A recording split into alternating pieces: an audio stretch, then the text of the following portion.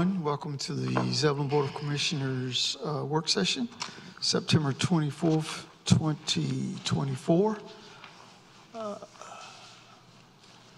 First, we will have the approval of the agenda. I make a motion we approve the agenda. We have a motion. Is there a second? Second. All in favor? Motion passes. Thank you. 2024 Governor's Highway Safety Program Grant Application Amended Resolution 2024-21. Chief. Good evening, Mayor and Commissioners. Thanks for taking a little bit of time for me this evening. Little bit of background. We started the Governor's Highway Safety Program grant in 2023. This is a 4-year grant program. It's intended to be seed money to start a traffic unit. In the first year, the Governor's Highway Safety Program offers 85% of the funding for getting the traffic unit started. In the second year, they pay 70%, and we are now in the third year where they will fund 50% of the program. It's intended for salary and benefits for the 2 officers that are assigned to the traffic unit. And in May, I brought you this resolution that allows us to enter into a contract with GHSP and commits to our 50% funding. At that time, the resolution, I did a side-by-side up here, if that'll help you visualize.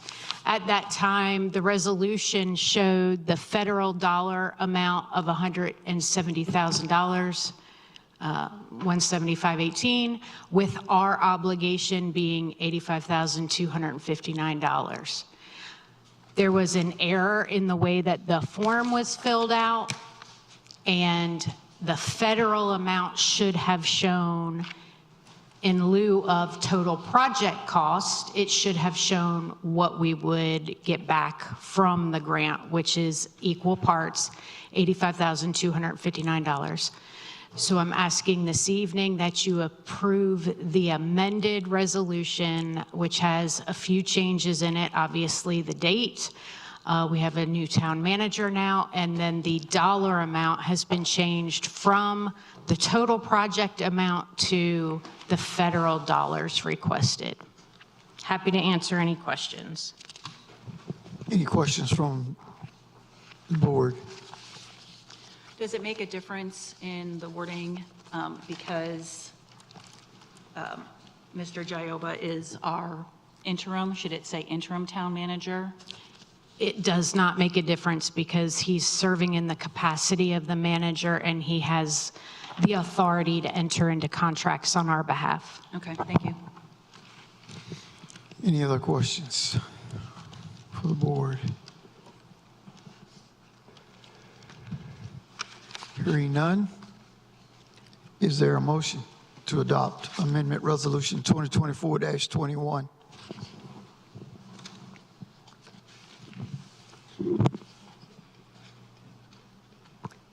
I make a motion we adopt. I'm turning it off. I make a motion we adopt the amended resolution 2024-21. We have a motion. Is there a second? Second. Discussion? Roll vote. Commissioner Davis. Favor. Commissioner Clark. Favor? Commissioner Miles. Favor. Commissioner Baxter. Favor. Motion passes. Thank you.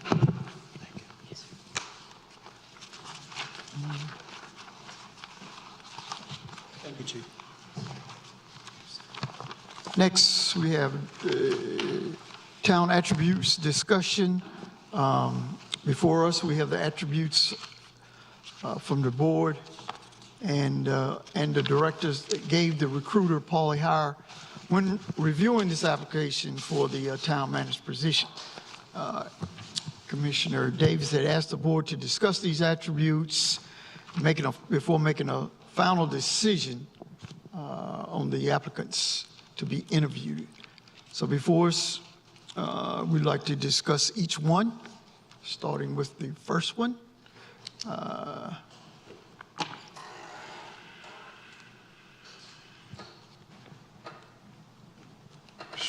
Strong personnel policy, ability to develop and implement personnel policies. Discussion.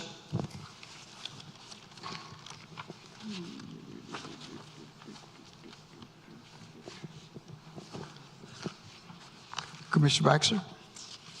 I feel like we had an opportunity to go through these before, so I don't have any further discussion at this time.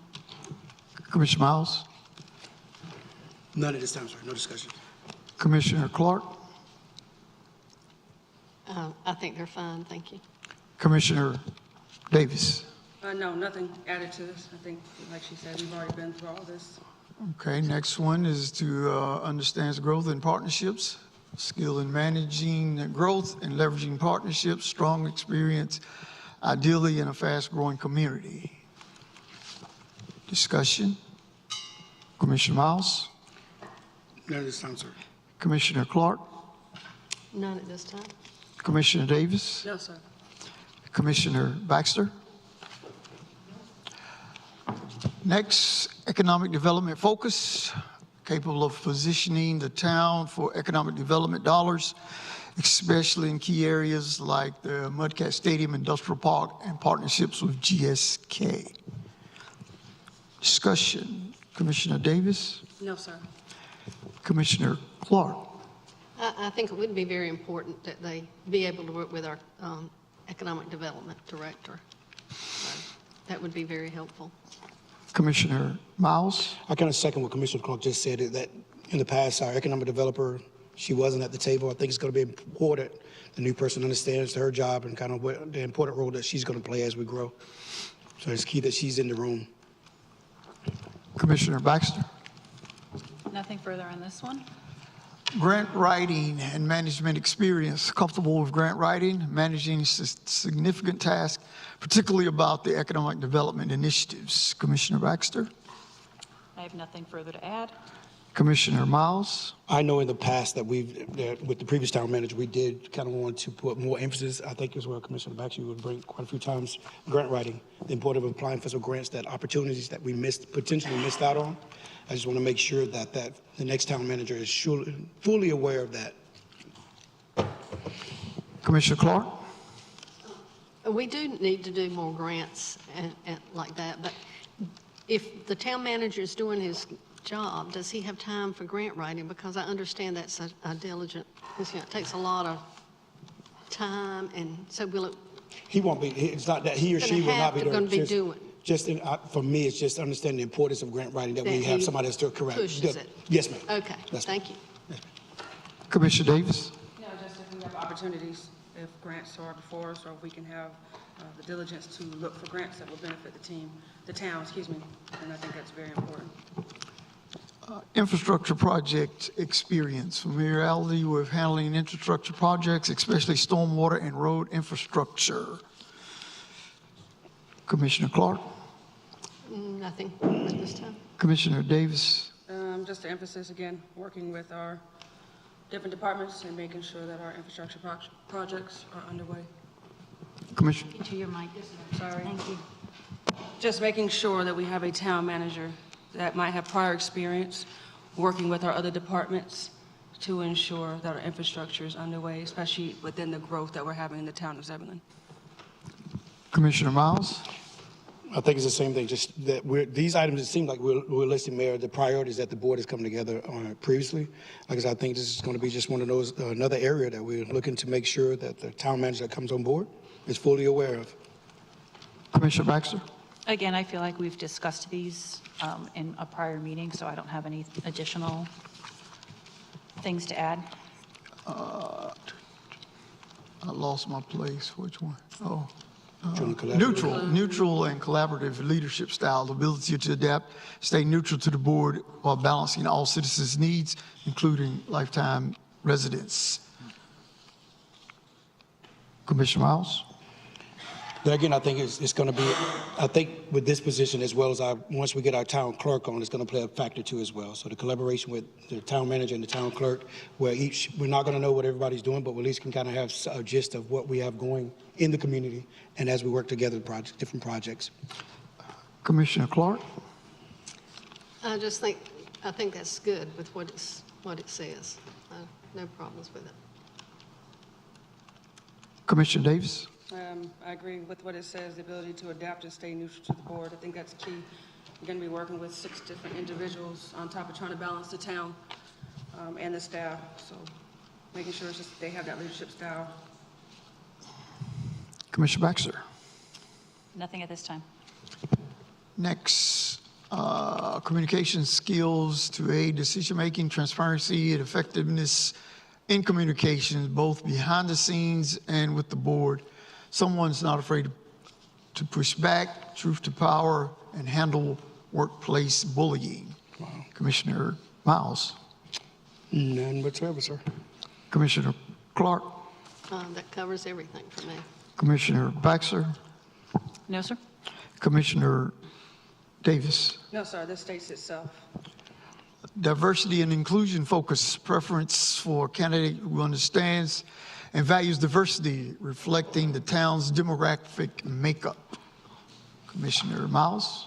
I think this is going to be a very important one. As we grow now, our community is changing, and we all know that. I think that each department needs to reflect, starting at the town hall, to our police department, to our fire department, to our planning, park and rec, needs to reflect what's in the community. Currently, we have different departments that don't reflect that way, and I'm getting feedback from citizens that in the community that needs to be addressed. So it's important that this individual, he or she, comes on board and puts an intentional effort on that. Commissioner Baxter? Nothing at this time. Commissioner Davis? This is a key importance. I'll reiterate exactly what Commissioner Miles just stated. We need a town hall and town staff overall that reflects the diversity within this town. And I think right now, unfortunately, we don't have that. I know there have been efforts in trying to make that happen, but I just think this is going to be key that we will continue to push for the new manager. Commissioner Clark? Nothing at this time. Long-term commitment, a candidate willing to stay and grow with the town. Commissioner Miles? None this time, sir. Commissioner Baxter? Nothing at this time. Commissioner Davis? I'm a little iffy on this one, but I understand what it's stating. I'll keep, yeah, thank you. Commissioner Clark? A candidate that's willing to stay and grow with the town, we'll just have to wait and see what they think of the town. They may not like us. I mean, come What are you on. trying to say, Commissioner Clark? What does long-term mean? No, you just don't know. Yeah, how long is long? Current town manager might think it's about long-term 6 already. months 6 might months might be long enough. Might be a long time.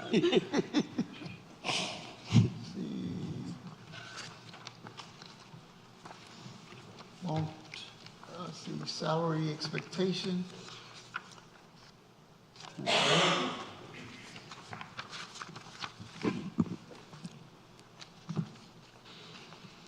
Commissioner Miles? I think it's just key that we be competitive. In order to get a good candidate, we got to be competitive. We all know that. In the market that we're in, we have, I think, a couple of municipalities that have currently changed their town managers or whatever it may be. So we definitely have to be competitive in that to get somebody good. I agree. And I think we're all aware of that. Commissioner Baxter? The salary was the guidance that we were given, but we will have to, of course, make sure that we're competitive. Commissioner Davis? Yes, with a town around the size of 12,000, I think it's very important that we pay attention to this. We have grown tremendously, so making sure we're competitive is key. Commissioner Clark? I agree with being competitive. Relationship builder, crucial understanding of regional relationships and economic development, a leader who can navigate an infrastructure of growth challenges while prioritizing community support. Commissioner Baxter?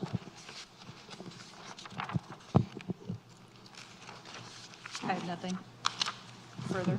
Commissioner Miles?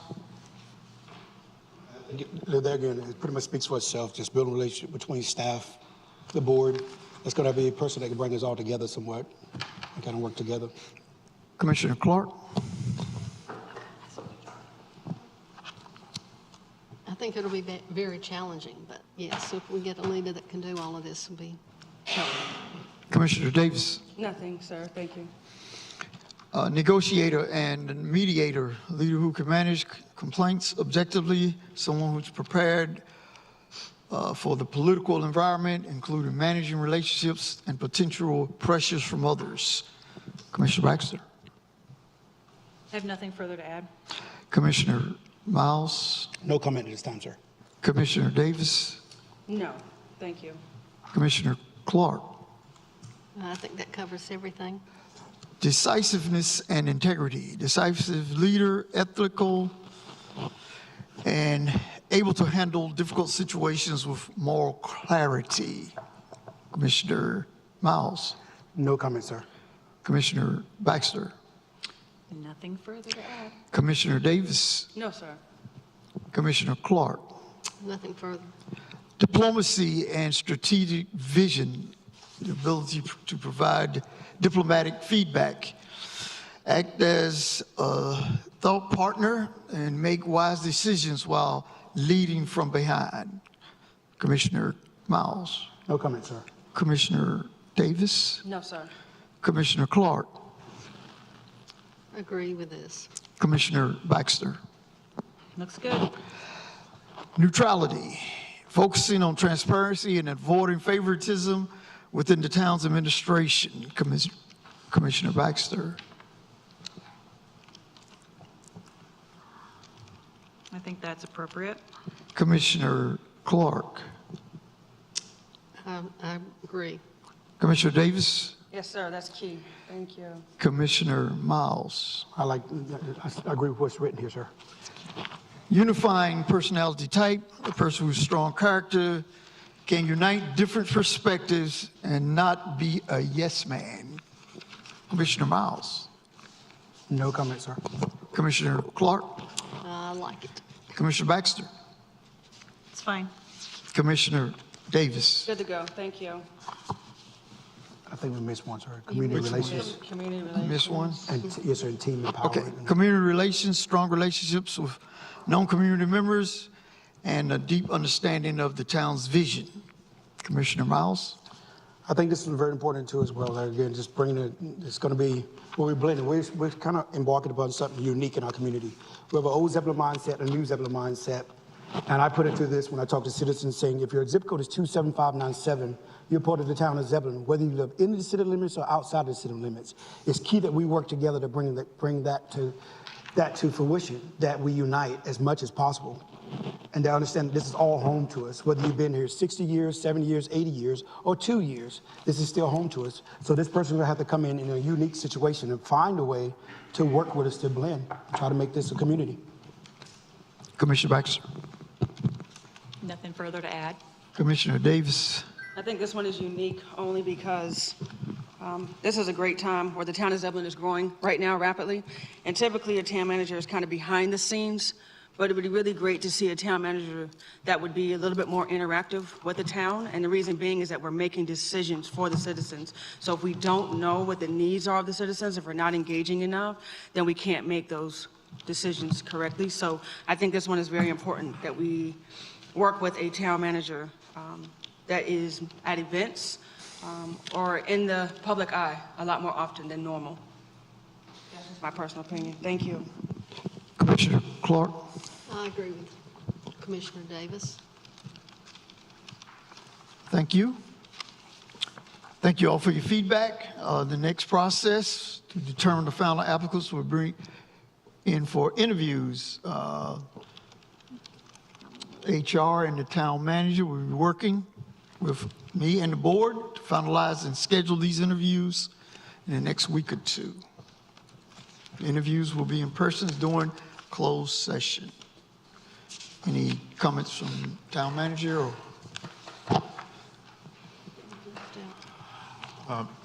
Not really, but I just thought something that you had mentioned previously, but I didn't hear that tonight. something about budgeting in experience, but I know I've heard one or two of you mention that, but I didn't hear that tonight. It's not written here. It's not here. It's missing, maybe that's one. In past conversations, we talked about somebody that had a strong suit in budgeting as well. Yeah, But I don't see, I think I'd heard one or two of you mention that, so I just wanted to bring that up. Hi, can you speak up? We can Oh, barely yeah. hear you. No, I said if you're thinking of anything missing, it would probably be budgeting. I've had one or two of you mention it, but I didn't hear that tonight. We've discussed that in the past, though. I think that just because it's not on this list right now doesn't mean that it's not something that's important. Clearly, we need someone that's able to handle the budget.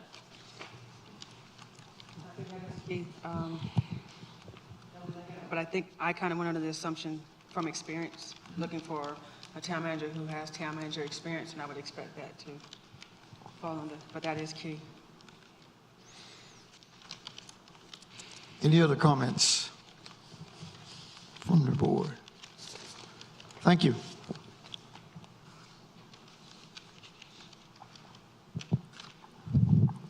Next, strategic plan.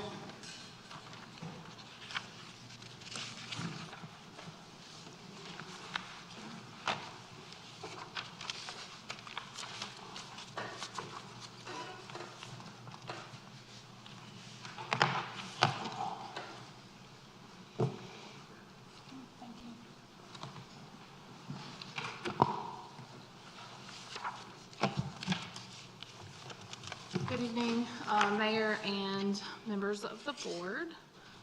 Thank you for having me this evening to talk with you about strategic plan grant funding policy. And after your, everything's going together, but I believe your September regular meeting, you awarded the original 5,000. And from listening to the conversation and watching that process, I have changed my approach to this evening than from what we originally discussed. Because I do want to make sure that rather than just putting something in front of you to respond to, that we can build something that reflects your interest and that will reflect a process that's going to be more productive to building our communities. So I'm going to go over a couple of items just as refresher, maybe for people that are watching online or in the audience tonight, about what strategic plan grants have been and what we've been doing up until today. So your adopted policy currently states that there's 5,000 available. Organizations are eligible to up to $1,000, and it must meet a strategic plan focus area. They are available to 501c3 organizations operating for 2 years, and they are for covering operating expenses, but your current policy states that they're not, capital purchases are not eligible. We worked through a promotion process. Hang on. This is not, all right, I'm gonna have to go off of this because the slides up here are not the ones. okay. But we have the correct stuff in front of us, right? No. Oh, that's what I'm looking at. That slide was from your March work session. We've been going through a transition off of our shared server, and it looks like they're something pulled from an old file. So it's not, but I can walk you through Can we it. take a short break, and can you get us the Yeah, the we could do slides that really we quick. need? Like a 5-minute break? Yeah, absolutely. Mayor, may we take a 5-minute recess so we can get Sure. the slides? Thank you. 5 minutes. Thanks so Thank you, much. sir.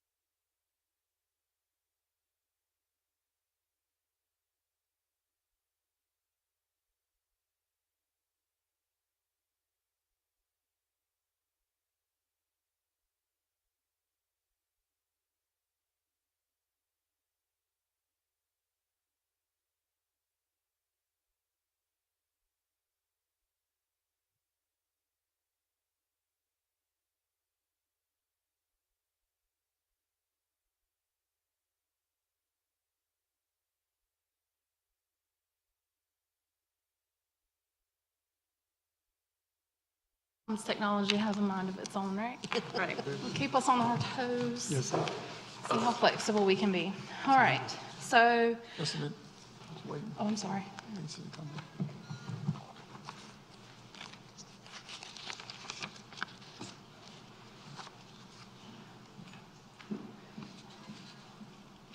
Sorry, I have to salvage from another place.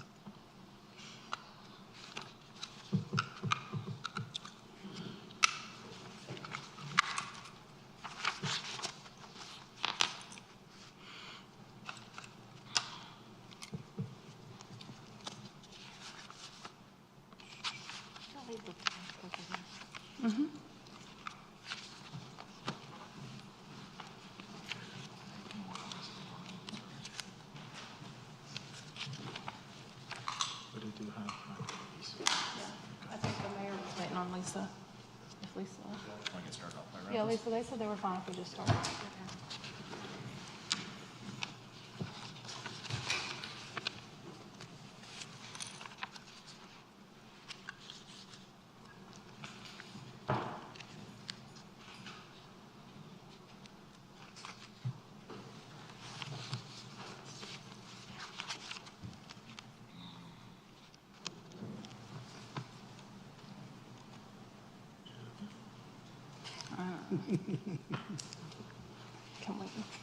Can we start? well, it's because of the I think recording. when you come up. You have the hard copies. It's just that the public will. Yeah, yeah.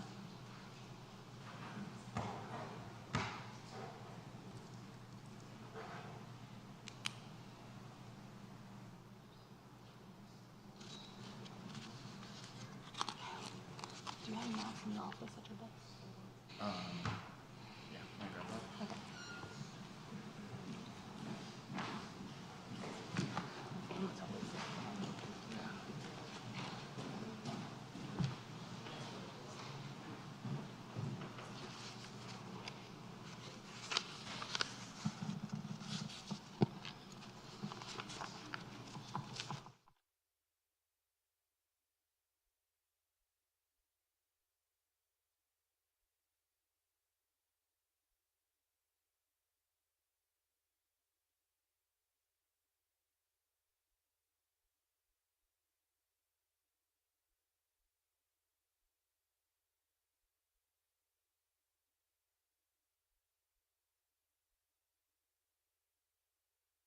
The next slide, slide 3, it says the nonprofit lunch, and that's just a summary of a lunch that we held January of 2024 at Town Hall.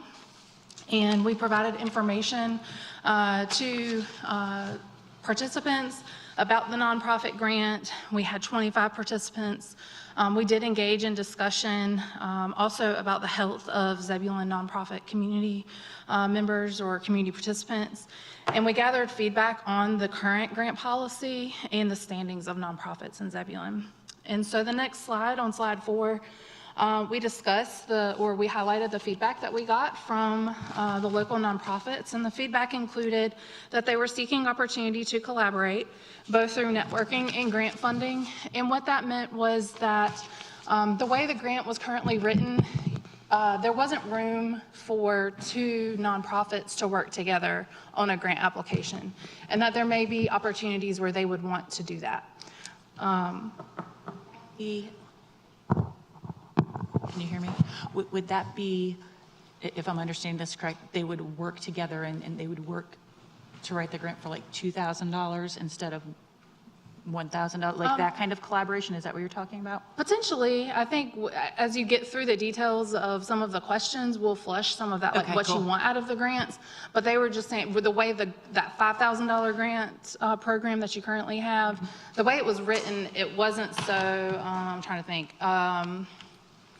Meals on Wheels and the local food pantry, there wasn't a way or encouragement for those 2 to collaborate in a grant application. Okay. And there weren't processes in place on who's the lead agent and so forth and so on. So the feedback we got from them is that they thought that, and one of the other points in here I put is that they were okay with a more competitive process, especially if it meant that they could have a more impactful change on community, and that they would really appreciate an opportunity for that collaboration, where there could be that larger pot of money that's available to them, and that then they could work together is kind of what we heard. Okay. Yeah. We heard that $1,000 is not a lot of funding to support major initiatives and projects, which is the max that they're eligible for. 5,000 total is not going to enact. Oh, it works now? Look at y'all. I'm buying somebody breakfast. Thank you. Nothing expensive, so let's set expectations. Bojangles. Yeah, Bojangles. All right, so the next point of feedback that we got was that 5,000 being the total amount of the grant would not enact significant change. It's not going to necessarily support major work going on in the community, and that it really felt to them as an afterthought. That it was something that was just being put out there to appease and said that they were doing something, but there wasn't really thought into what you were trying to accomplish by offering a grant program. And so we appreciated that feedback. I had mentioned that they were willing to see a more competitive process, especially if it meant that there was eligibility for more funding to be obtained. There was definitely a consensus on the eligibility of applicants must serve the town of Zebulon. There wasn't really a consensus on the length of service in the community. Any questions about the feedback so far? I think there probably ought to be a length set, maybe just 2 years, or so that you know that they have, you know, put their roots down and that they're really producing something. That's just my opinion. With that said, what the feedback and issue that we got was this, that the time that they need the money is when they're starting up. That first 2 years is most kind of detrimental to a lot of nonprofits. They're either going to kind of decide whether they kind of like make it or fail. So the feedback we were getting, that I was getting, was okay, that's when I need that $1,000 to take me to that next level so that I can do better in the community. And I understand that too, but what have they done for them? Yes, ma'am. You know, you probably have to weigh that, but I understand where you're coming from.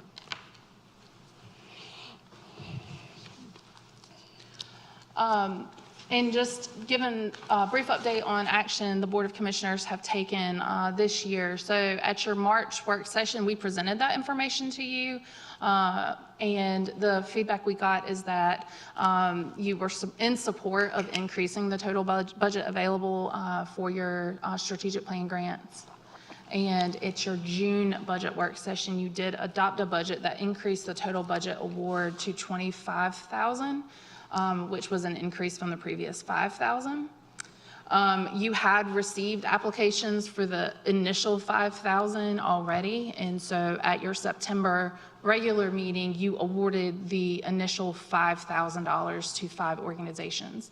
So that leaves us in this position of how are you going to move forward with your $20,000? One, it exceeds the current policy as it's written. If you wanted to just move forward with that, we would need to just update that as written. However, you've got an opportunity to mold a process to fit the goals of the Board of Commissioners. And so that's where we stand today. And I wanted to go through some questions with you to spark some conversation that would help our team be able to present a policy draft to you that reflects the goals and the desires of the board as you move forward. So these are all questions that were included on your staff report. So I'm hoping that you had an opportunity to take a look at those. So the first question for discussion is, what should be the goals and priorities in offering a grant?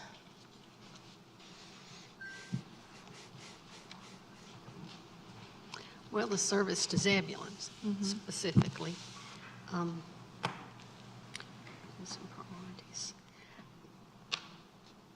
I think that would come, serving maybe children and youth and seniors. That's kind of what I just wrote down, youth.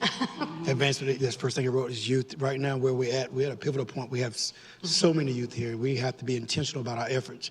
I think any organization that can show that we're having a direct impact for our youth is going to have a little bit of priority there. I think that's going to be key. I think I met with you the other day. You talked about your programs that you have for the youth and how you're reaching your capacity. So now we're going to have to put it out to the community where they can have some things to put in there too. And I think any seed money that we can put would advance that cause.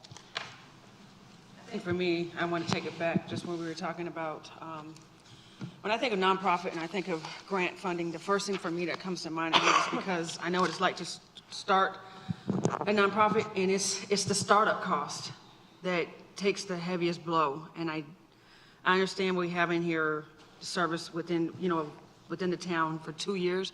I do think it's important that they serve the community of Zebulon, and I do think it's important that they're established as a 501c3. I would just like to revisit their length of service in the community. And again, just stressing again, I know the struggles and the hardship of trying to start your nonprofit and getting grant funding. So to me, that is a priority, along with the service of what they are providing. And we all can agree, I think, overall on this board, our youth is always going to be number one, and we need something more for our seniors, senior-focused and community-oriented as well. I'm going to have to maybe disagree a little bit. I'm not in favor of the town of Zebulon being a Kickstarter for nonprofits. At some point, we might consider acting as a nonprofit incubator, but I don't think we're quite there yet.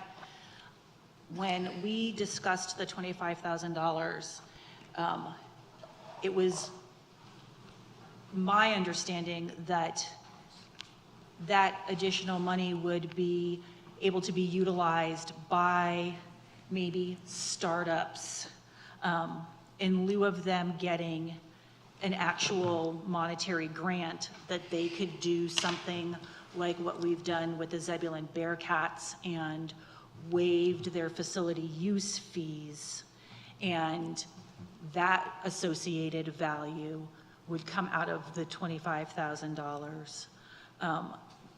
I just think that saying that we're going to be offering initial startup funds for 501c3s, like they've got to be able to prove that that there's enough support in the community for their 501c3 to be viable before we start handing out money to them. Now, could we possibly consider decreasing the time from 2 years to 1 year? I would be open to considering that, but I think that just saying that we're going to be offering money to 501c3s just because they have a 501c3, that's a little bit tricky because we don't know how long, we don't know if they're going to have longevity, if they're going to have stick-to-itiveness, and we don't know if they're going to make a difference in our community. At that point, they just have an idea of what they want to do.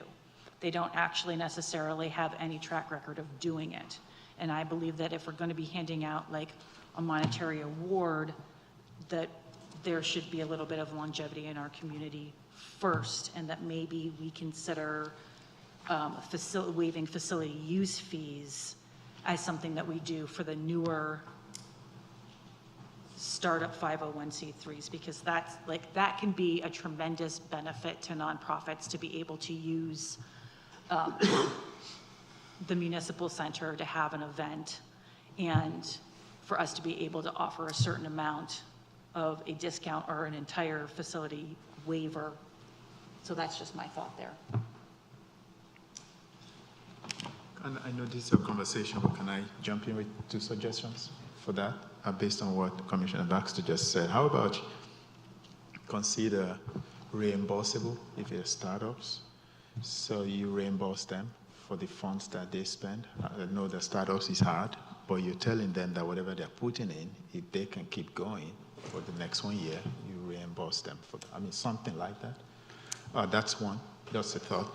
Another thought is to look at that 20,000 and say, let's set aside 5,000 for startups. and then 15,000 for the rest. And you use that to test, pilot it. And then for the next time, you kind of get to see where those startups end. And that can, because it is true, most businesses, most nonprofits die within the first few weeks because they do not have the ability to start anything. So just those are two thoughts that I thought you may consider in your conversation.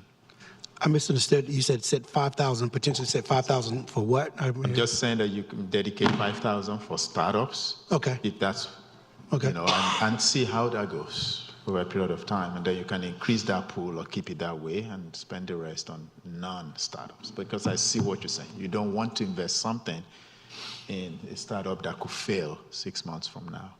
But So- at the same time, that's also when nonprofits struggle the most when they start. So is it kind of like you're saying, like kind of what we do for our facade grant, kind of they put the money up front, we come back and then pay $2,500 on the facades that they do, they put that money up kind of. Just a thought.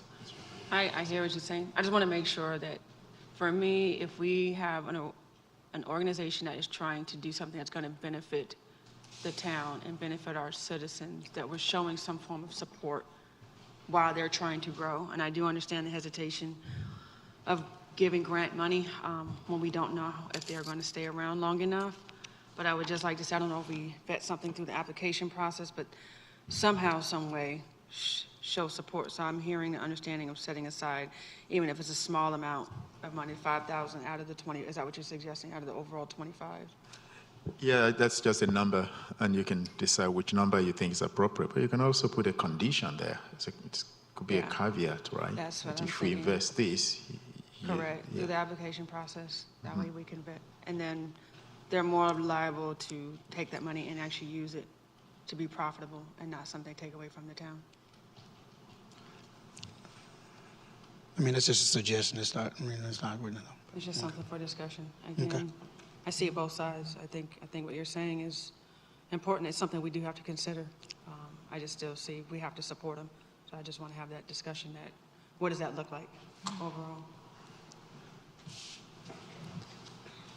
Did you get what you need? Support those that have been here. What you need, I want to make sure you got what you need. Well, kind of. Okay. We had some discussion about who should be eligible, right? But if we go back to what are your goals? Like, what is the purpose behind the grant? So our next slide, we're going to talk about what types of projects and initiatives you want to see. But what is the desire? What is your why? Like, what is your goal? I think I'll speak for me, that goal is to help these nonprofits that are looking to start up in the town of Zebulon to assist us on our mission to advance them, to give them the opportunity to start. That little bit of whatever, whether it's $1,000, $500, or whatever it may be, that those funds help that nonprofit kind of get off the ground and be able to help the community. I think that our priority should be in selecting or having the ultimate goal of filling in gaps of service that we don't currently have a plan for. For example, the food pantries that operate in our town, they're filling a gap. Like, we as a community, our municipality is not going to be providing food, but there are organizations that do that. To use the recent example of the Zebulon Bearcats, we did not have a youth football team. They filled that gap, and it was a large outpouring of support. There was a big need in the community for that kind of activity, and we had just gotten out of providing that. Years ago we did, but equipment ages out. For a while, interest dropped, but now the interest is back, and they're filling that need that we're not providing.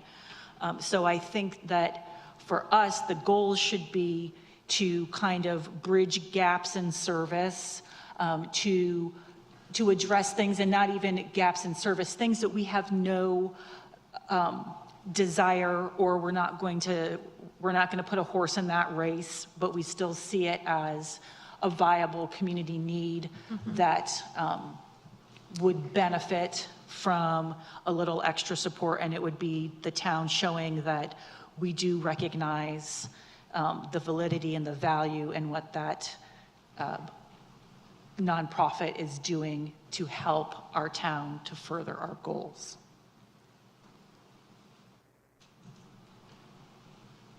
I often talk about, use the slogan, resource to the resource. I look at this as we are providing a resource to an organization that is providing a resource here to the town of Zebulon. So that's, to me, what's the purpose and the goal of this, providing the grants.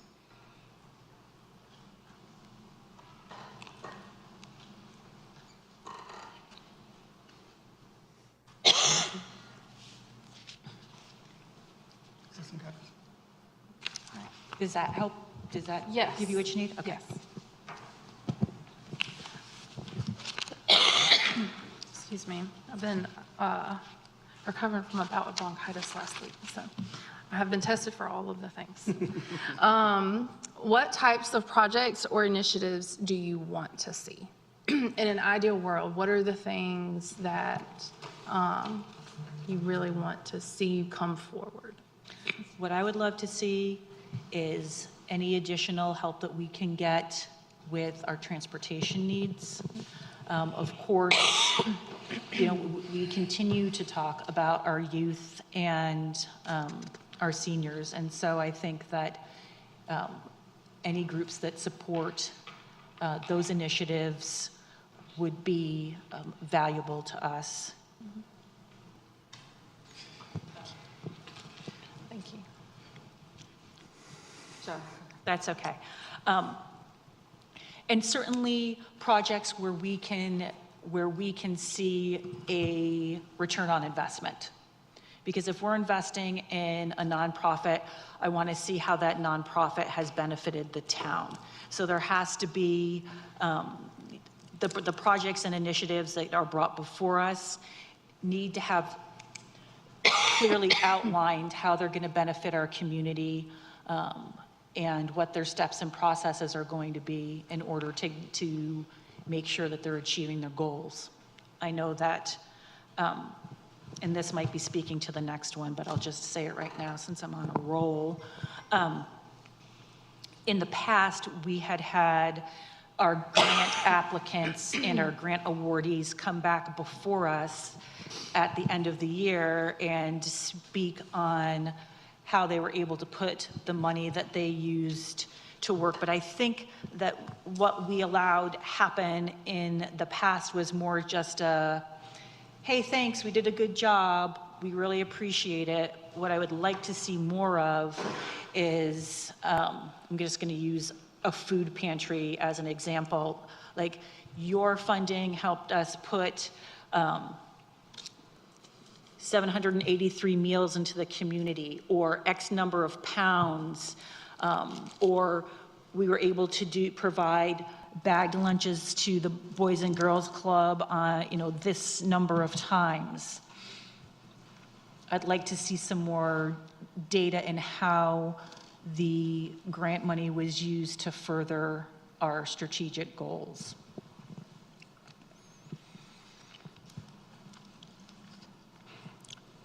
I think your nonprofits also should have some kind of assessment for what they're trying to accomplish. What are they trying to do in the community?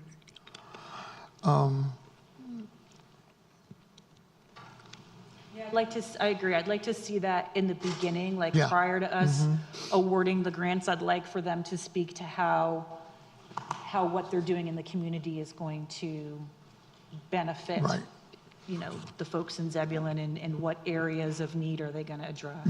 I know we don't get involved in education a lot, but, you know, we're hearing from folks, like last week, some of the kids that are involved in some of our youth sports programs, their reading level is horrendous. If we could partner with folks that wanted to be involved in some after-school mentoring, some after-school programs to try to help these kids improve their reading level. I don't think that it's a bad idea for us to put out there what the town prioritizes as far as our needs, and education could certainly be one of those. And then if there's a nonprofit that is out there that could help us accomplish that goal of offering tutoring or getting being able to find the types of help that the children need to, get, the education that they, that they're lacking, that might be something. But no, I agree.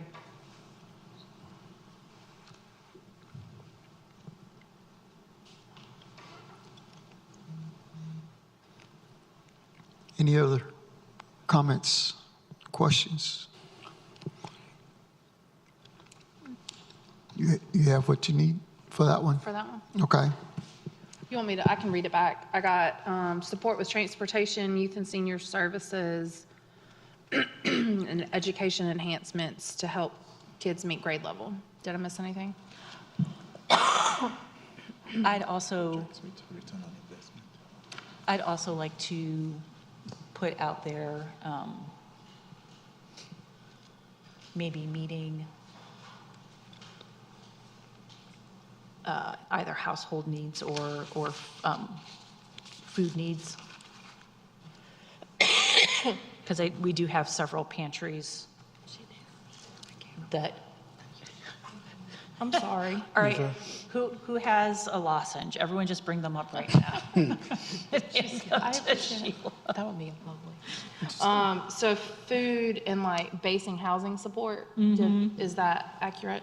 Oh, thank you. Like one of the boards that I sit on is the Capital Area Food Network. Like being able to, they wouldn't necessarily be someone that would come before us asking for a grant, but they actually have like a list of food partners in Zebulon that they work with, and it might be, helpful to have a conversation with all the people that are providing food support or something like that. So that actually brings up something that's kind of toying around my mind. Let's say that there's a nonprofit. Let's say we put out this list of priorities that y'all are really looking for at these nonprofits, and there's a nonprofit that services Raleigh, for instance, but hasn't serviced Zebulon. They are an established nonprofit. Would you be interested in, if they brought forth a proposal to service Zebulon with that money, even though they don't fit the 2-year criteria? Give me an example, because we've funded, before East Wake Education Foundation was specifically working in Zebulon, we did fund them because so many people brought their children to Wendell to actually utilize that service. We also did the same with Interact because we didn't have any kind of programming or support services to help people in domestic violence situations. But those were both established nonprofits. So can you explain a little bit more what you mean by that? I'm thinking, let's take, we have a very large Spanish-speaking population who traditionally are underserviced in our educational institutions. If there was a service in Raleigh that helped those individuals with their educational needs over there, and they were interested in servicing Zebulon, but they don't currently, would that be something that we would be interested in exploring with them? Oh, I think that if they're helping, and they've been helping folks in another community, and they are willing to come and help folks in our community, I think that is something that we would absolutely consider. I agree. Yeah. I think Because that would prove that they are a viable nonprofit and that they're not going to fold over the next couple of years, but. Right, but just like the example of Interact. However, if what you're saying is that they would be willing to come to Zebulon to offer that. Yeah, no. Or just in some way service our citizens. Yeah, no, I think that would Okay. be great. I think the key thing is she's saying that we see the direct impact that it has on our community Yeah. here. That's don't have gonna to be a business. They're not, it's the Established in direct Zebulon. impact that we see on our citizens here in Zebulon. Because what we used to see when we would have like East Wake Education Foundation or Interact come back before us at the end of the year to kind of give us a breakdown of how the funding helped them provide services. They would provide statistics, like there were this many domestic violence cases in Zebulon, and, we provided service, with this number, and like that was valuable because they were actually helping people in our community. So yes, if there is a nonprofit that is established but is outside of our community that is going to help people in our community, I think that would be what we have done in the past, so it wouldn't be a deviation from how we have awarded funds. But I think that, we should absolutely pursue things like, bringing in help for the Spanish community, if there's an organization out there. And I think that'll be especially helpful for our outreach, making sure that we are reaching out to other nonprofits that might be outside the Zebulon sphere but could be interested in coming in and helping our folks. So that's very helpful. Thank you. Yep, sure. I have a question about assessment. I think they need to come before us. I mean, if they get the grant, I think maybe halfway through, 6 months. I think they need to bring a report or what they've done, some update. Do you think that they need? Again, I'm sorry? She's talking about a shorter assessment period, like 6 months. Do you think that if they were to send us a written update and then come before us at the end, would that be? Would that be good? Some kind of update, yes. So if maybe we could ask for a mid-year update with then an end-of-year kind of wrap-up? Yeah, so I would suggest let's hold that thought for just a moment until we get to the funding side. Yeah. Just because if you decide, or your feedback tells me that you're going to give a bunch of $1,000 grants, administratively, just the process of having to remember to do a check-in at 6 months and then at a year, it starts to be not worth it to the nonprofit to have to submit the application, come in and do a presentation, do that report, then come in and do another report out. Like at some point, that $1,000, they could probably go and ask a business in the community and not have to do anything as follow-up. So do we really want to be a good partner in this process?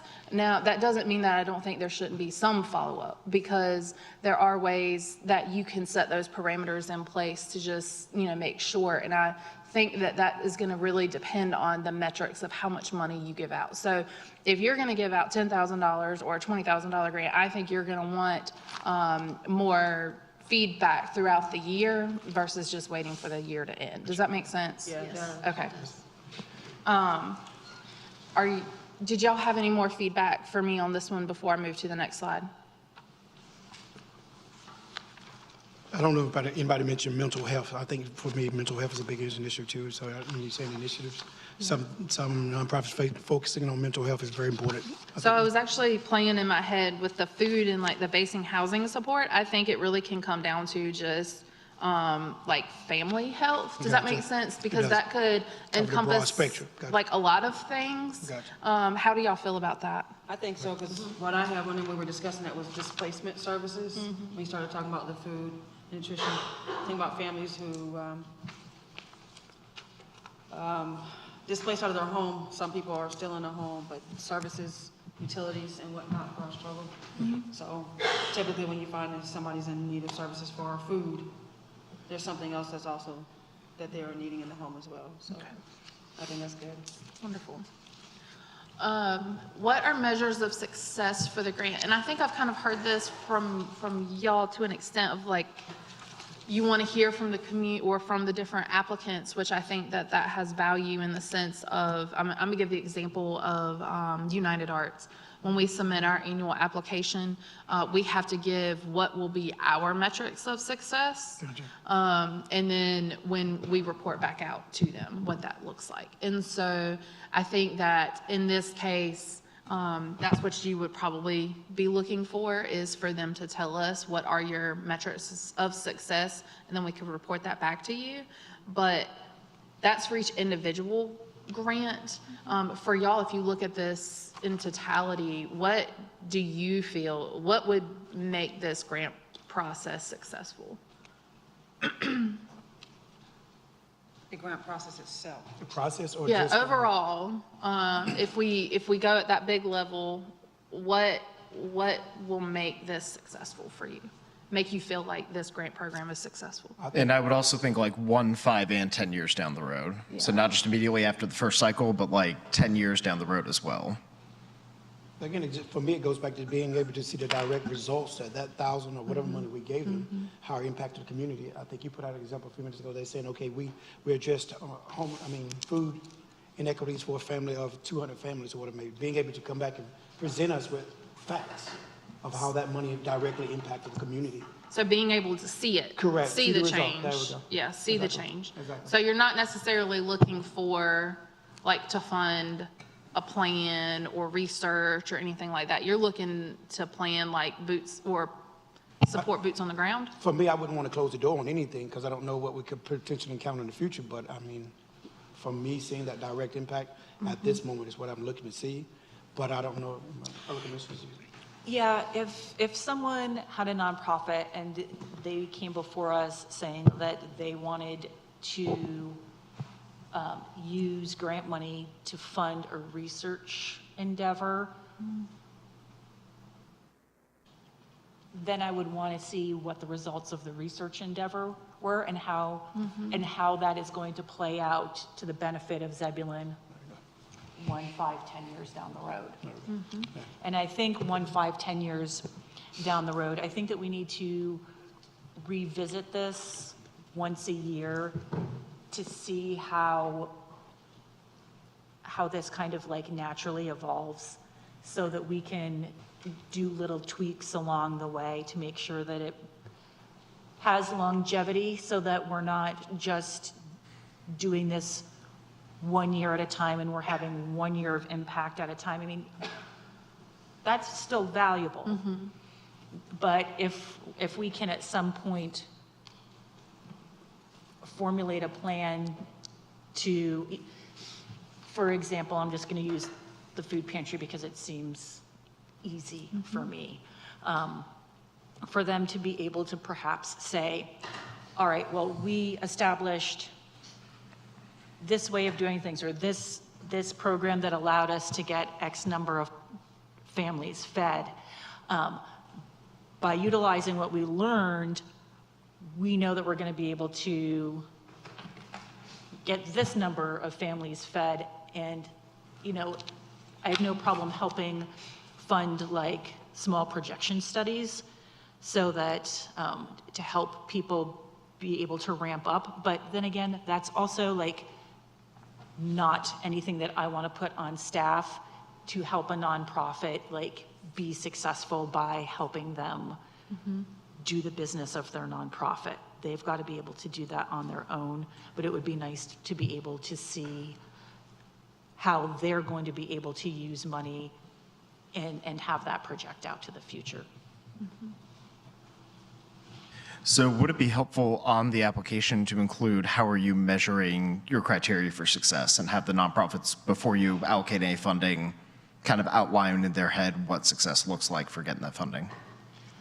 I think that that's absolutely something that we should have on there, because not only is it going to give us an evaluation tool, but it's going to actually help the nonprofit formulate an evaluation tool for themselves, because they'll have to get into that mindset of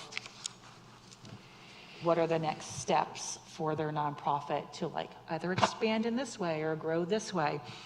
And I mean, right now I realize that we're talking an awful lot about what essentially is a very small amount of money. And like you said, Sheila, like we're talking about money that somebody could, you know, maybe knock on a door of a business in town and get the exact same money with no strings attached. But I think for us, we do have to have, you know, some way to measure where our money is going. I think that that's fiscally responsible. And I do anticipate that at some point as our town grows, so will our nonprofit needs, and so will the amount of money that we put behind it. So even though we're only talking about $25,000 now, we're kind of laying the groundwork for when we're talking about $100,000, maybe 10 years down the road.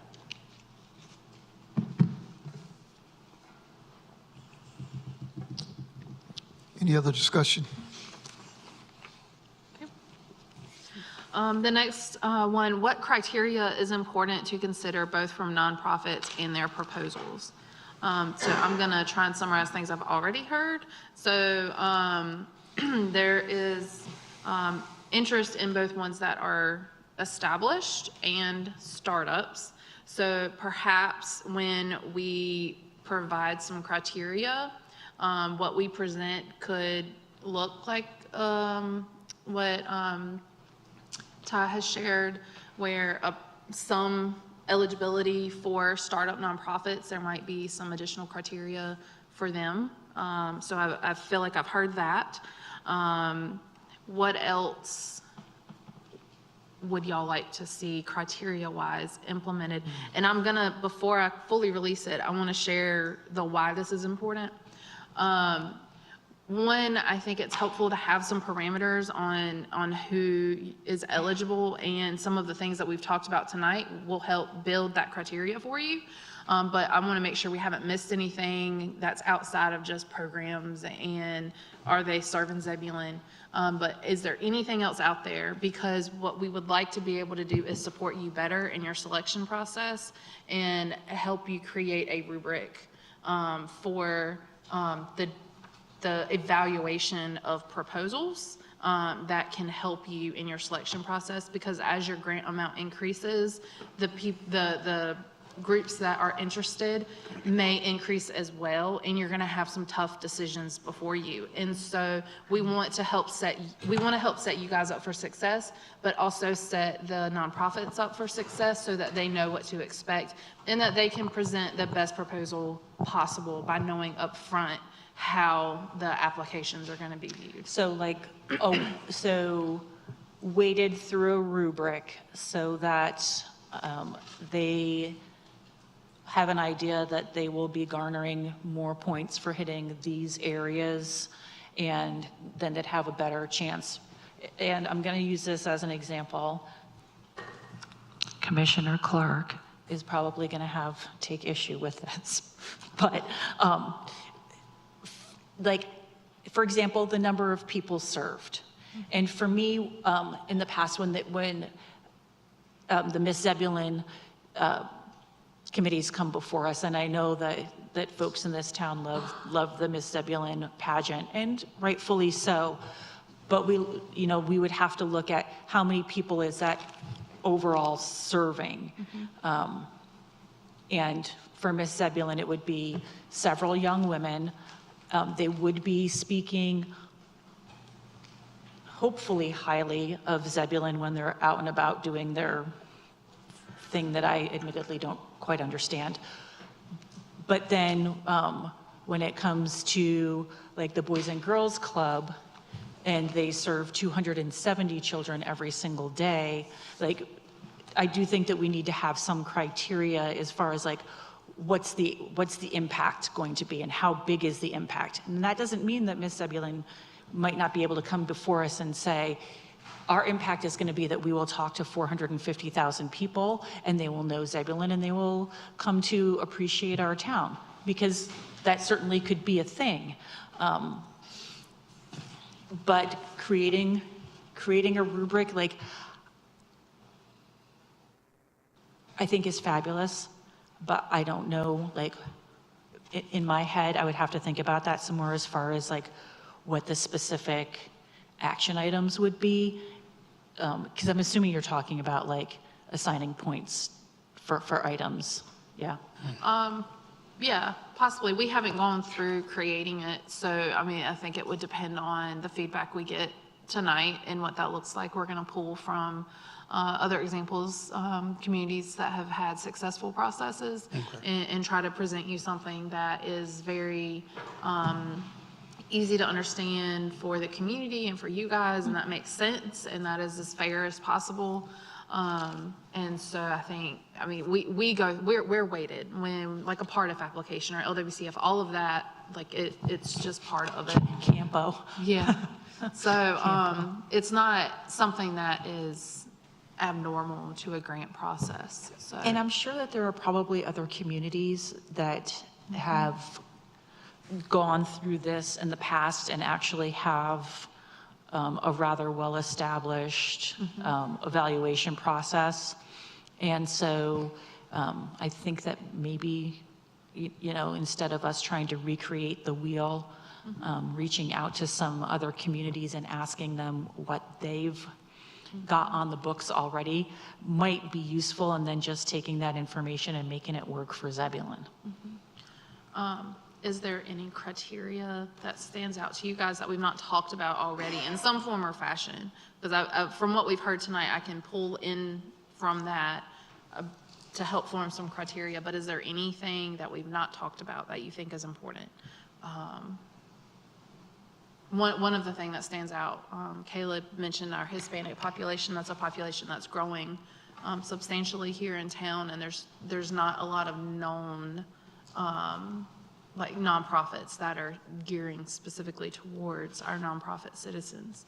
So could that be a criteria? Are there things like that not as you have to do this, but you might get additional consideration if you're able to meet a demographic in town that is not getting served as well? Do you have outreach in English and Spanish? Yeah, Okay. the ability to do that, absolutely. Okay. I have a question, sorry. Nope, go ahead, please. I have a question, and it's not necessarily like, what is the criteria? I think what comes to my mind is the importance of not having multiple organizations that overlap. If we're trying to service a community in various areas, to make sure that we have a pool of applicants that have a variety of services that they're offering, so we're not funding similar organizations who are trying to do the similar things, and we have 2 or 3 needs that are being met, so everybody knows we want youth, right? Or we need something for the seniors, but we might have like multiple applicants for that one area, but meanwhile we have 6 other things over here that aren't being serviced, and we're pouring in money over here, but we're still lacking over here. So it's not necessarily a criteria, but how do we filter that? I think that's a great point. So I'm gonna speak to PARTF. So PARTF has a ranking system that you get scored. So that it's almost a given, like the top 10, scores are gonna get theirs, but after that, it starts to spread out. And it becomes based on like regional demographic or type of project and special interest of that board that's making those decisions. And so that's absolutely something that we could include in that criteria, that where the score provides it, has some validity and some weight. However, the board will be seeking to spread out the funding amongst the various goals and objectives. And for that scoring, is that something that we develop? Like, how does that work? That's what I'm going to ask too, is saying, how is that something that we're going to use internal to determine who gets those fundings? Or is that I guess something that the app is going to have to go through and say, oh, I checked, just kind of like our water allocation, so it kind of. Can you just give us an example of what that looks Yeah. like? Yeah. I'm gonna go back to PARTF, right? Okay. So,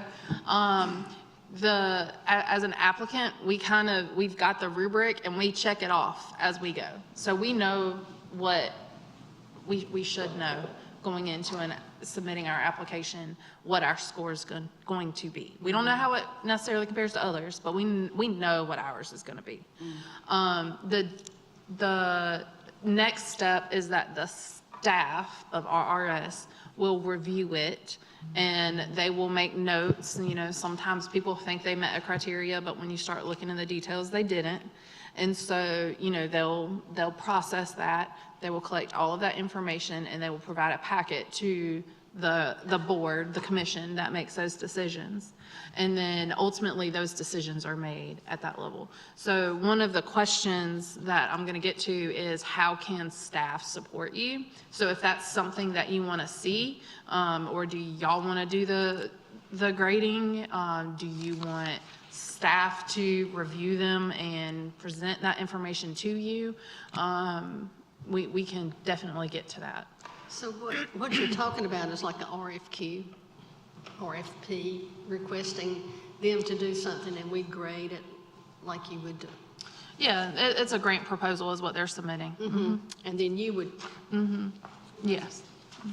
and then the ratings would be added. Okay. I'm just going to put this out there. If we're talking about $1,000 or $2,000, we can't make this something that somebody has to spend 45 hours creating. And nor do we want to do that because, you know, like we want them to be able to do the work of the, you know, of the nonprofit. I will say some of the feedback that we got from the nonprofits when we went They would be through. willing to do a little bit more extensive, and Yes. I do know that. So a little bit more of it, but that is with the expectation that we would be awarding more Yep. funds for the grants. And I don't have a problem with that, depending on how we're going to flush everything out. Like, are we going to do $3,000 grants, 4 $2,000 grants, and a $5,000 grant? Then those might have like increasingly more of a reporting burden to them, and I don't have a problem with that. I just don't want to make it so that it becomes, yeah, too much of an Make it where it's not even worth the hassle going through and trying to get the funding. Mike, please. It's kind of what she was just saying, basically where you don't make it more of a burden, even trying to get the funds, you'll spend more money, more time than you would actually kind of trying to get the I funds. think what we see here too is, you know, you're gonna ask for more information. I think the more they're asking for. Correct. If you only asking for $1,000, I mean, you can't ask for, you know, give us some research on what your end game is going to be 5 years down the road. I mean, that's just not feasible in my opinion. Okay. The larger the award should be more in depth with what you want, what you need, your feedback. Strenuous process. And for me, I would like to make sure that some of this grant funding will be awarded as fee waivers for facility use in lieu of actual monies, unless the board thinks it would be better for us to not do fee waivers for facility use unless we award them, you know, we award them money and then they can pay full for the facility use. When I hear that, the thing comes to me, it's almost like I'm paying myself my own money when we could use the funds that we have set aside to where we can help the community. I mean, it goes back to the Bearcats and the Aggies where we waived those fees. That would have been a total of probably like $6,000-7,000 that we would have taken from the $20,000 that could potentially help other citizens in the community. So I see it as a win-win where we waive those fees potentially now for like those organizations and still be able to utilize that $20,000 to help others in the community. So we're getting more bang for our buck, it seems to me. Instead of taking out $7,000, now we're left with $13,000 to help only potentially just 13 nonprofits in the community. So. Right, but there's still a cost, a real monetary cost that's associated with using our facilities. And if it's just using the football field, that might be extra seating, pardon me. But in some cases, it means that we have to have extra staff involved and that we have to have like extra garbage cans and garbage can removal and maybe porta potties and then, you know, the associated costs with that. And those are costs that the town shoulders, but that's real money. That's not just us saying that the facility is $2,000. Unless we're just going to say that we can waive the facility use, but any real costs we're going to have the expectation that the nonprofit pay for those. So if somebody wanted to come here and have an art display downstairs, that's a terrible example. But we would say, oh, it costs $500 to have an opening night reception, and then the artwork will be up and people can come and look at it. We could say, all right, well, we're going to waive the $500, but we're going to have 2 staff members that need to be there at $25 an hour, and so you will have to pay for those staff members to be there, because at that point, it's town money that we're talking about. And those are nickels and dimes, but that was just an example for like bigger events that nonprofits have had out on, the lawn of the municipal center, where we've needed a police officer and several people to put out maybe, what's it called? Wreck on the Go? No, Wreck on the Go? Yeah. Wreck on the Go things and pick them back up again, set up tents, take them down. Those have fees, that's part of our fee plan in the budget. I'm just putting it out there for you guys to think about, how do we do that if we're going to do that? Here's something else to consider. Is there anything to say if a nonprofit is awarded X amount and they see where they're not going to be able to accomplish their goal, should they be responsible to reimburse a portion of that money? I'm almost positive if you put that $1,000 in, they're going to find a way. Yeah, to but use I'm just saying for larger. Okay, gotcha. For larger. Gotcha. You mean, like, we're going to service 187 people, but they only service 12? If that's their goal, Well, I mean, if they didn't reach their goal, then we would be asking for a refund of money, or would we just say, I'm sorry, but we're not going to fund you in the future? Asking people to return funds that they've probably already spent, like, that could kill that nonprofit. It might just mean that they can't come before us again. I think you're certainly going to spook some nonprofits too if you ask for a refund after allocating that funding too. Yeah, that's going to Can be. you say that again? I'm sorry. Sorry. Yes, I can. Maybe. There we go. Cool. I think you're going to spook some of the nonprofits as well if you ask for a refund after already issuing them a grant. You're going to get some that just... Also, could you alternate so that not the same one did it every year? You wouldn't award, if you awarded 2,000 to one year, so that you could hit more people? Like, you can't apply for a $5,000 grant more than once every 5 years, but they could apply for the $1,000 grant every year? Is that what you mean? Well, I think 1,000 is too small. I really think you need to make your minimum bigger than that. I mean, start it out at 2,000. But I'm just wondering, how are you going to, is it always going to be the same ones? The same organization you're Right. saying every. if the same ones are doing the work, You got the same ones doing the work in the community. Then that's fine, but I mean, we got to remember to let new ones into it. Right. Yeah. I think in the past that was pretty much the same ones applying. The yeah, last it's been 3 the same years, ones. 4 years that I've been involved in, saying it's been the same ones coming up. I've even seen it where previous commissioners, you guys were divvying up $250, trying to figure out how to make sure everybody got something. And So see, I it's kind think we of have to set what we're going to give and not worry about that. okay. We'll rank the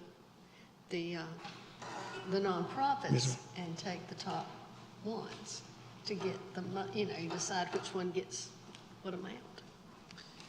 I think that's a great leeway on how do you want grants awarded, if you don't mind.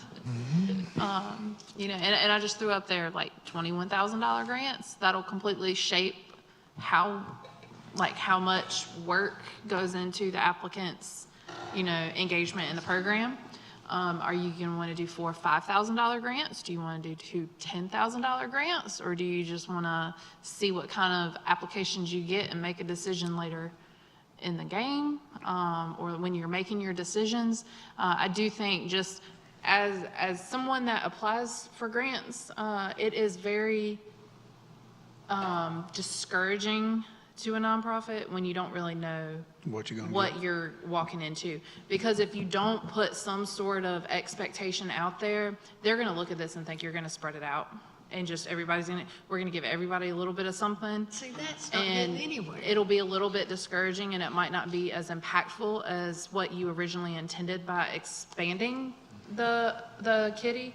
But if you want, like, true, I think the nonprofits are gonna need some idea of how you're looking.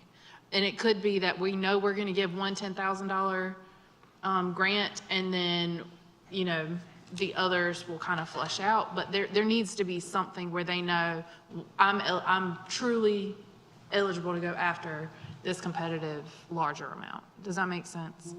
Okay. I think that goes back to the impact. Who has the largest impact on the community? Who's doing the most in the community? I mean, if you say that, I can see that now, because currently where we at now, we see certain nonprofits that are doing more than others because they haven't been able to get themselves established or don't know how.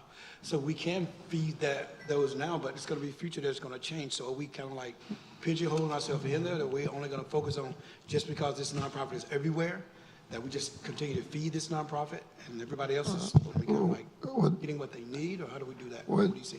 That goes back to maybe some of these smaller nonprofits needs to merge with other smaller nonprofits I'm finding to that- grow. Yes, sir. Because if you just remain at a certain level, you can't expect but a certain level. What I'm seeing now with some of the nonprofits, you ask yourself, is it collaboration or competition? Which one is it now in our community? So we do have to push the emphasis of collaboration more so. And how do we do that? I think that's what we said now. How do we get them collaborating more? I had a couple of things that I think that may help as you consider this, if I read them. So,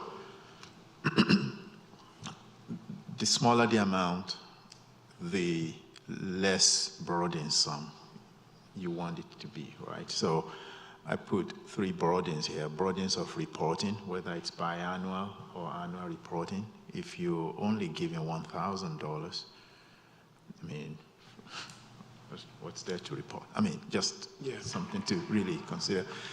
Something you haven't thought about, and I was asking Sheila here, is tax auditing. Now, remember when we, in a prior experience, gave out some American Rescue Plan funds, but did not factor tax auditing into what we gave. And what we found out was, in some instances, the cost of auditing, the fee for auditing was larger than the grants that they were given. And so there's something to just think about, that if they're going to be audited on 1,000, what exactly is that? I don't know. Yeah, I'm just throwing that out. And then the burden of reviewing. If we have to do the review, how much hours you want to spend reviewing an application for 1,000 versus 10,000. So something to think about as you consider whether you want to do 21,000 or 5,000, and just consider that there will be some burdens on these nonprofits. And how do you reduce or minimize, I shouldn't say take away, but at least minimize those burdens, so to speak. So once we set the standards here, Sheila, are we pretty much locking ourselves in, or we have the flexibility in the future to go back, which I know we do, but what do you foresee in your? So typically what happens, and I'm going to speak from like the Parks and Rec world. So when there are grant funding opportunities that are out there, there are usually those parameters set that, you know, you're eligible up to I'm going to say 500,000.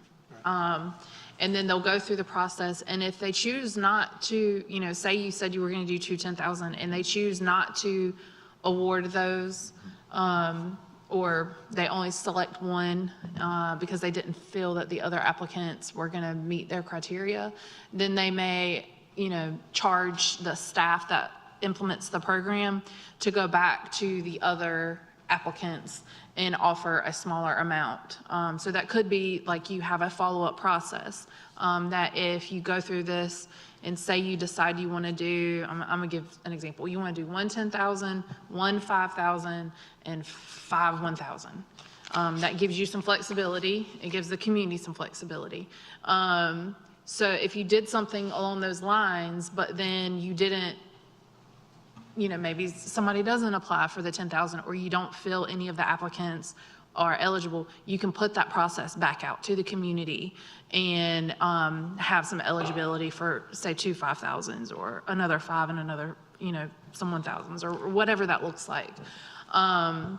So I think you want it to put you in a box a little bit, because it helps you going back to what is the point of this? Like, what is our why?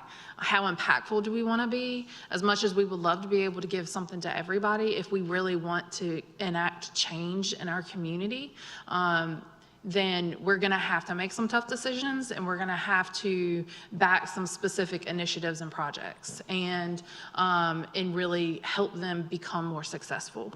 And so there will be some tough decisions, and we'll want to fund everybody, but sometimes you just can't. And so I think if you can approach it with that mindset, that if something doesn't work out, then you've got some leeway to come back and put the program back out there, if not all the funds were taken. Mm-hmm.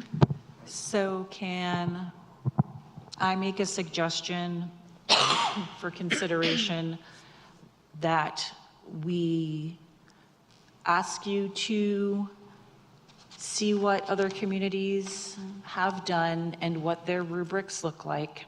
And then as far as the grants that we award, could we start with something like 5 $1,000 grants? We've already done that. And then perhaps 5 $2,000 grants, and then 2 $5,000 grants. That would give us $25,000 to award, and then we would be talking about smaller nonprofits would be perhaps the ones that could apply, or newer nonprofits could be the ones that are allowed to apply for the $1,000 grant. And then we would say something like, if you want to apply for the $2,000 grant, you have to be in successful operation for 2 years. The $5,000 grant, you have to show that you've made a difference in the community, and you might have to be established for 3 years. But some sort of parameters like that. But do those award numbers sound okay to you guys? So 5 $1,000, That's what I had written down. 5 $1,000, 5 $2,000, and then 2 $5,000. Okay. Say that again one time, please. So 5 $1,000, Okay. 5 $2,000, and then 2 $5,000. And then as we grow and our strategic plan grant grows as well, we could maybe, expand that out further. But as a starter, does that sound like something that makes sense, Sheila? Yes, I mean, it makes sense. And if that fits what y'all think, like your greater goals, those amounts will help you meet that, then yeah, we can return with a process that reflects that. We'll rework the application. Absolutely. So is this just, you're talking, Commissioner Baxter, primarily just going with the 5, 5, and 2? Is that what you're saying for the plan that she's writing up? Just for right now. Just the initial point? Mm-hmm. I would And because that would be the 25,000 that we agreed to. Okay. With that said, and we as a board is going to come to collectively decide who gets what. Is that what I'm to understand? Yeah, and we could even go back later, since we've awarded the grants that we said we were going to award at the beginning of the year. And right now, staff could come back to us and say, it makes sense for us. These are the areas that you've identified. You see the biggest needs in the community, and so maybe those would be the areas that we require the rest of the grants to fall under the $2,000, and the $5,000 have to be hitting those specific areas that we've identified as gaps or needs in the community. So are we basing this upon the standards we have now, or what we were talking about earlier with the grading system? I'm trying to... You're still going to have to do that evaluation sheet for whoever you pick to be on a committee Correct. that's going to look over the interview things, and they're gonna, that one with the highest numbers, and it goes on down from there, correct? When you do those forms? If they meet those criteria, they get so many points. Right, and we would have to decide if we feel like they met the criteria, because just because someone said, oh my gosh, I feel like I got 107 points out of 100 points, I'm knocking this out of the park. If, just like Sheila said, if we go through and we're like, oh, no, I think you actually earned 27 points, you know, like. No, I'm not worried about that. I'm just thinking, you give the people the points if they are correct, but I'm not sure the board members are the ones that need to be looking over that. I'm thinking maybe you could have a committee, even citizens. I like the it's a citizen part. Now, collaboration. that, was that, or sorry? Part of it. I think it's a collaboration. I think it's It may be, A collaboration. but, We're the yeah. ones awarding You those could funds. take some of the, some commissioners and a few staff and maybe a few citizens and make it so that they're the ones that gonna go over it and I like rank that. it. I don't know. I like that where you're not directly putting it on one individual, one set of group. You kind of bring in a collaboration there again. Collaboration Yeah, effort. I like that there again. That leaves kind of like more leeway. You're not just going to focus on, oh, this nonprofit. I know this nonprofit, this person. So it does bring in a bigger, broader scope of people to make the decisions. I do like that a lot. Is that going to be burdensome for staff to have a committee working to go through these grant applications? Or is it something that we could implement once we get all of the parameters set and we get the program up and running? Yeah, I think, let me pull together a draft proposal Okay. for you on what that could look like and how, and I can talk with, some of the other communities that has successfully done this, and they may have some feedback on what that looks like, and we can provide some insight, because if we talk to other communities and they say they've tried that and these were the challenges that they had, we could share Their that. ideas, that's right. Yeah. See what they do. I'd be happy to do that. Well, I just want to review it. 5 $2,000 grants to $5,000 grant. You already did your 1,000. So 2 $5,000 for the rest of this year and 5 $2,000, right? So what's left? There's 20,000 left. So 5 $2,000 grants and 2 $5,000 is what you'll be doing for the remainder of this year. So we're only going to affect 7 nonprofits left. I'm sorry? We're only going to effectively now just have 7 more 7 nonprofits. more with those funds if we do it. 12 in total, because we've already figured out Done those 5 that we've already done. I And think, I know you're gonna feel, because you're gonna feel, I think, but you make them lower and they're not getting as much done. All right. So, I mean, I think this is just a trial to see if, if it works. How long do you think it would take for you to be able to pull together that information for us? Could you do it and come back to us? I have a proposed schedule or a proposed timeline. We'll get there. Okay. If you Okay. can indulge me for just 1 second. Yeah. So one of the questions I wanted to ask is, what can we do to help facilitate your discussion in the selection process? And I think we've talked about the rubric, we've talked about maybe a committee, but is there anything else? Like when this information is coming before you, is there a specific way you want it presented or would like to see done different? Do you like the presentations from the committee members? I mean, that's kind of some of the feedback I was looking, so that as we build this process, we can account for what are the things that we can do to help y'all make your decision. For me, definitely having the nonprofits come before us, that's definitely a plus for me Okay. to kind of be able to, opportunity to ask questions in public forum. That's going to be big for me. So I do like that aspect. And I think that really having a solid education aspect, so being able to communicate with any nonprofits, like what our expectations are, what the whole process looks like, because we want to set people up for success so that when they come before us, they're putting their best foot forward and showing us everything that they have to offer, so that they get, the points or whatever. So if we have a solid education game, that would be really, really helpful.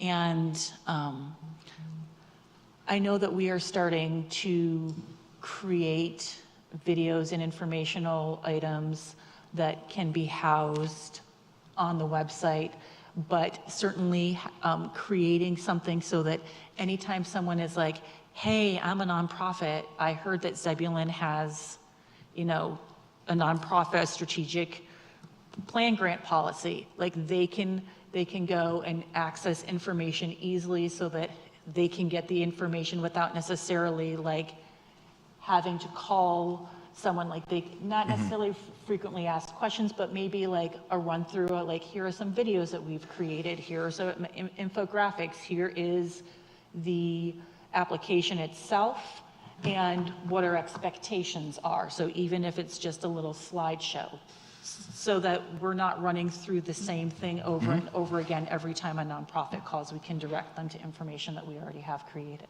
I think it's also reasonable to include past winners so they get a sense of what y'all look for, what's been successful, and what's appealed to the board. Okay, I think that's great.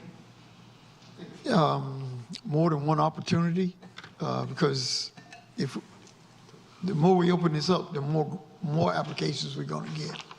So do we want to listen to 10 applicants do a presentation at one time, or kind of break that up? Just a thought. Well, I think that certainly that would, as Commissioner Clark talked about, you know, like having staff help do some initial vetting so that what's brought before us are the ones that have hit the minimum criteria, and then, you know, like we take a look at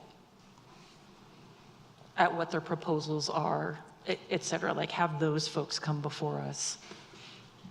What did that look like before the advertisement for nonprofits to know that we have a grant process? What did that look like? That piece of paper right there. I'm just kidding.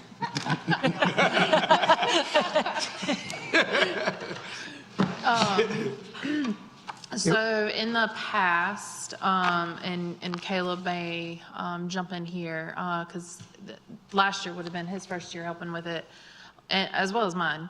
But prior to that, it was released on the website, and it was released to local nonprofits that have participated or shown interest.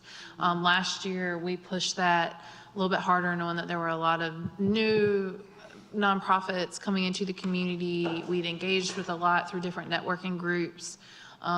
So we did a larger, there had been social media push in the past, but we tried a stronger social media push, connections with different listservs that we have.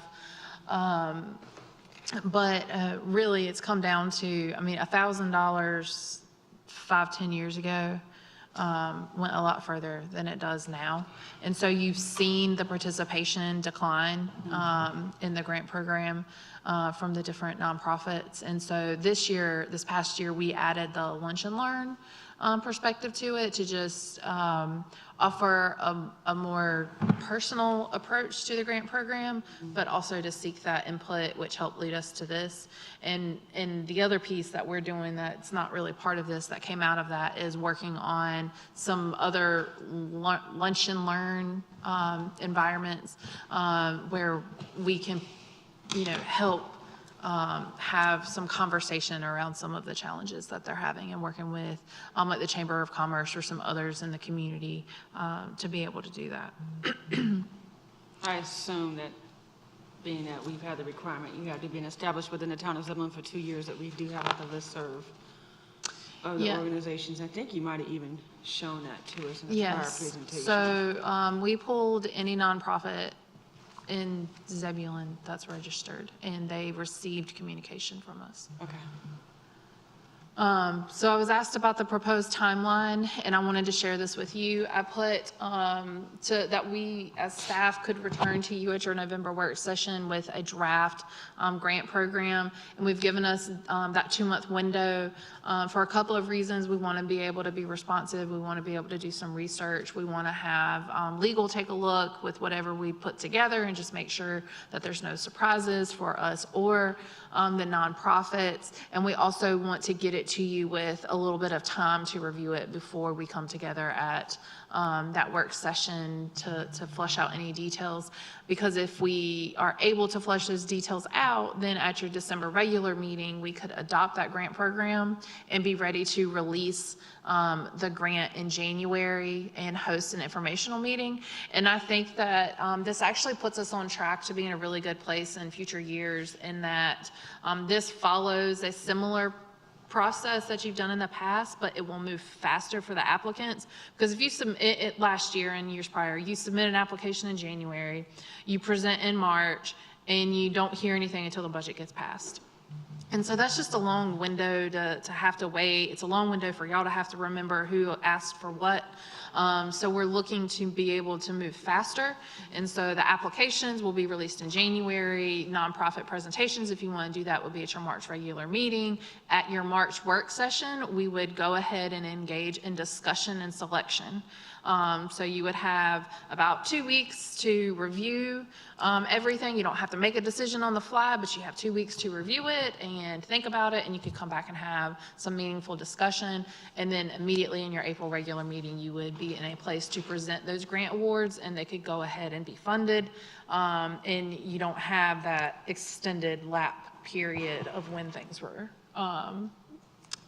presented versus selected. How do y'all feel about this timeline? No, I like the timeline. And actually, I think that this gels up with a little bit closer to what we did in prior years. It seemed like it wasn't as drawn out of a process as it has been recently. We actually moved quicker to award the funds this year. I think was just a little bit of anomaly. But so for us to move forward on this timeline,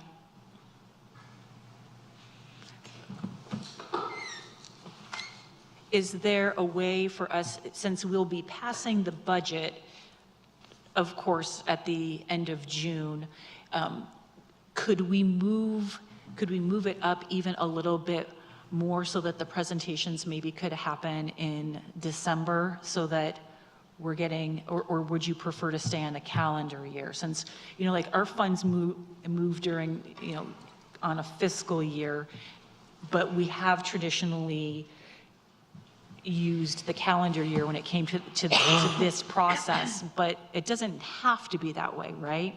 So, or is it just easier this way? No, to me, it doesn't matter one way or the other. The challenge that you ran into is that y'all were receiving applications and presentations for money you didn't have in the budget. It was for next year's budget. So when you adopted the money, you were adopting it for that. We're proposing not doing it that way anymore. That you are receiving applications for money you have to award now. And that, so no, you don't have to wait until that window. I think it's a good time frame, because there's a lot going on. We have to move with this window. Yeah, there's a lot going on in December, just thinking about like the holidays and like November, just like once you hit mid-October through the end of the year, there's a lot going on, and you might not get the participation that you really want. So just something to think about. Okay. I would suggest sticking with that for this year. And then if you wanted to move it up in a future year, you could. If you wanted to accelerate it, I I'm would not look asking September. to move it up this Okay. year at all. And then my second question would be, when we get around to January, we are going to be releasing grant applications for $20,000 worth of grant money, because we already awarded. Correct. Okay, all And right, then- I just wanted to make yep. sure that I was understanding that. So we have $20,000 left to award this grant cycle. I just wanted to make sure that I was understanding that correctly. Okay. But And- initially, and- you said, that's why I was taking back, you said 5, we already passed out our 5, 1,000. Right. That's not correct. We have an additional 5, 1,000 to give, is that correct?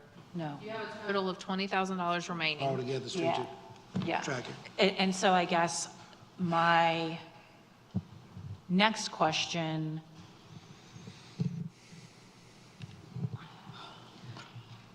I mean, because we could just for this year, open up and do 5 1,000,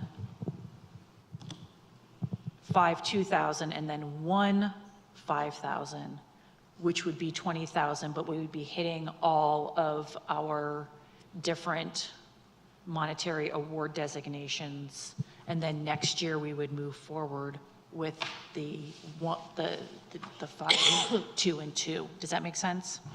I mean, I understand what you're saying. Okay. Y'all tell Do me you what guys you want me to do. understand what I'm I think saying? I'd keep it the way you had it. The 2,000. So for the rest of the year, you just want to award 5 $2,000 and then 2 5,000? Okay, all right, that's fine. Yes, I think in order to get the operation and the people interested, I think that's what we need to do. That concluded everything I had. Any further questions from the board? No questions, I just want to make sure that in this process, that we're still talking about giving these funds. Just want to remember that we do find a way to collab with citizens and the board when the decisions are made, how this funding go. I don't know how we can do that, or it's going to be too cumbersome for staff, what it may be, but I would like some outside input from the citizens as it is going to the community. That's going to be key Do we for have me. time to do that, working on this timeline for this year? Yeah, I mean, just give me, I think that, to that point, I just asked for a little bit of time for us to be able to present you back Okay. with a plan to be able to include community engagement of some sort, if that's a committee. I don't want to commit to that 100% without having some insight for you Okay. that other municipalities may have experienced, Okay.